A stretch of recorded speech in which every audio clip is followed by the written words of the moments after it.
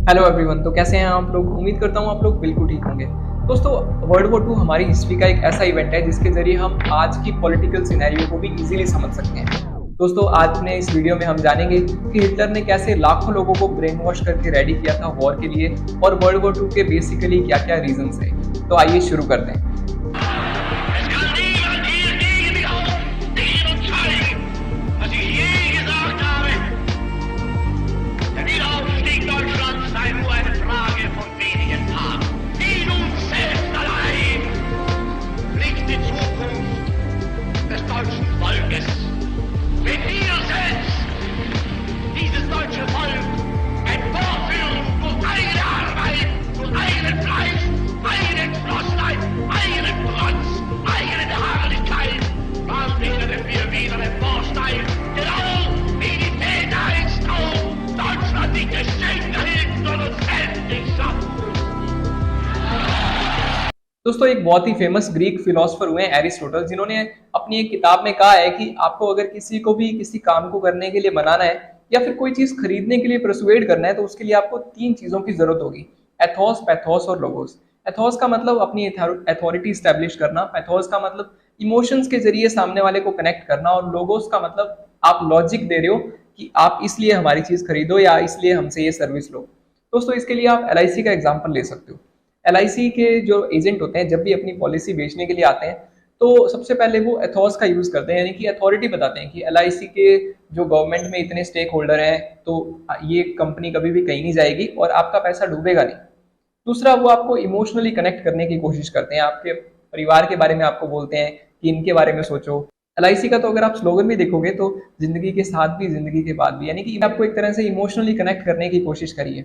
तीसरी चीज, लॉजिक देना। वो आपको ये भी बोलते हैं कि हमारे पास आपके लिए टर्म प्लान भी है, आपको सम इंश्योर्ड भी मिलेगा, यानी कि एक तरह से लॉजिकली आपको बताते हैं कि आप ये सर्विस हमसे क्यों लो, ये प्लान हमसे क्यों लो। अब दोस्तों, कुछ कुछ चीजें ऐसी होती है जिसमें आप लॉजिक नहीं दे सकते। जैसे अगर आपको पान मसाला बेचना है, तो आप ये नहीं कह सकते कि हमारा पान मसाला खरीदो तो इससे आपकी बॉडी बन जाएगी। ये आप लॉजिक नहीं दे सकते इस चीज में, आपको सिर्फ इमोशंस पे रिलाई करना पड़ेगा। बिल्कुल यही चीज पॉलिटिक्स में किसी डिक्टेटर के लिए भी लागू होती है। जब भी कोई डिक्टेटर आता है तो उसके लिए बहुत जरूरी होता है कि वो लॉजिक को कंप्लीटली खत्म कर दे, क्योंकि डिक्टेटरशिप में कोई लॉजिक नहीं दे सकते आप, उसको सिर्फ इमोशंस पे ही रिलाई करना पड़ेगा। तो वो इमोशनली लोगों को जोड़ने की, कनेक्ट करने की कोशिश करता है। बिल्कुल यही हुआ था वर्ल्ड वॉर टू में जर्मनी में। दोस्तों, 1923 में एक इवेंट हुआ। एक जर्मनी की जो नाजी पार्टी थी, उन्होंने रूलिंग पार्टी को ओवरथ्रो करने का ट्राई किया, लेकिन वो इवेंट तो सक्सेसफुल नहीं हुआ। लेकिन उस टाइम पे हिटलर फेमस हो गया लोगों के बीच में।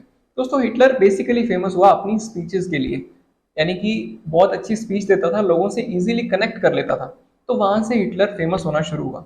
दोस्तों, उसके बाद 10 साल तक कंटिन्यू प्रोपेगेंडा चलाया गया, लोगों के बीच में एक तरह से नफरत गोली गई। नफरत ऐसे गोली गई कि लोगों को ये बोला गया कि जर्मनी में जो रहने वाले जर्मन लोग हैं, उनके अलावा जो भी लोग रह रहे हैं, जैसे कि ज्यूज हैं या फिर अरेबिक लोग हैं, तो वो लोग हमसे इंफीरियर हैं और हम उनसे सुपीरियर हैं। यानी कि एक तरह से ऐसा बताया गया कि जितनी भी सोसाइटी की प्रॉब्लम्स हैं, उन सारे की जड़ यही लोग हैं, यानी कि ज्यूज लोग या जो भी अदर लोग जर्मन लोगों के अलावा यहाँ रह रहे हैं, वो ही आपकी सारी प्रॉब्लम्स की जड़ है, और उनको खत्म करके सारी प्रॉब्लम्स को खत्म किया जा सकता है। दोस्तों, वर्ल्ड वॉर टू के रीजंस पे अगर हम जाएं तो एक रीजन तो मैंने आपको बता ही दिया है। दूसरा रीजन ये था जो वर्ल्ड वॉर वन से ही चला आ रहा था। दोस्तों, वर्ल्ड वॉर वन का जो रिजल्ट आया था, उसके अंदर जर्मनी हार गया था और फ्रांस और इंग्लैंड जीत गए थे। आप मोटा मोटा ऐसा समझ सकते हो। तो उसके बाद एक ट्रीटी ऑफ वर्सेल की गई थी, जिसमें ऐसा लिखा गया आर्टिकल 231 में कि जर्मनी ही रिस्पॉन्सिबल है वर्ल्ड वॉर वन में जो भी लॉस हुआ है उसके लिए। और इंग्लैंड और फ्रांस ऐसा चाहते थे कि जर्मनी उस सारे फाइनेंशियल लॉस की भरपाई करे जो कि वर्ल्ड वॉर वन में हुआ है। दोस्तों, ये कहीं से भी फेयर नहीं था कि एक ही देश से उस सारे लॉस की भरपाई करवाई जाए। और ट्रीटी ऑफ वर्सेल के बाद जर्मनी ने अपनी पहली किस्त 1921 में दी थी। दोस्तों, उसी के ठीक बाद जर्मनी में हाइपर इन्फ्लेशन की स्थिति आ गई, क्योंकि हुआ ये था कि इन्होंने बहुत सारा पैसा प्रिंट किया और वो दे दिया। लेकिन जब भी ऐसा किया जाता है, जब भी अनलिमिटेड मनी प्रिंट करी जाती है, तो उससे होता ये है कि हर किसी के पास पैसा आ जाता है, तो डिमांड बहुत ज्यादा अचानक से बढ़ जाती है, लेकिन सप्लाई को तो आप बढ़ा नहीं सकते जल्दी से, क्योंकि हमारे रिसोर्सेज हमेशा लिमिटेड रहते हैं। तो इसी वजह से वहां पे हाइपर इन्फ्लेशन की स्थिति पैदा हो गई। तो ये भी एक बहुत बड़ा रीजन रहा था, लोगों में असंतोष पैदा हो गया था कि हमारे को हार की वजह से ह्यूमिलेशन झेलनी पड़ी और दूसरा हमारे देश की ये स्थिति हो गई। तो इसी वजह से ये भी एक रीजन रहा था वर्ल्ड वॉर 2 का। दोस्तों एक और चीज जो हिटलर ने करी थी कि लोगों के मन में डर पैदा किया, एक फेक एनिमी क्रिएट किया गया और वो एनिमी बनाया गया ज्यूज को।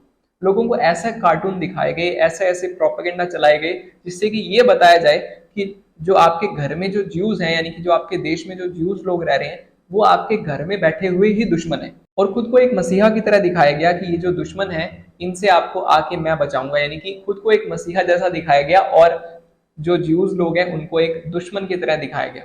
दोस्तों हिटलर ने एक बहुत ही फेमस किताब भी लिखी है, माइन कैम्प, शायद आपने कभी सुना भी हो इसके बारे में। उसके अंदर एक बहुत ही बड़ा झूठ उसने ये भी लिखा है कि उसने फिजिकल लेबर करी है, लेकिन दोस्तों ऐसा कभी हुआ नहीं था।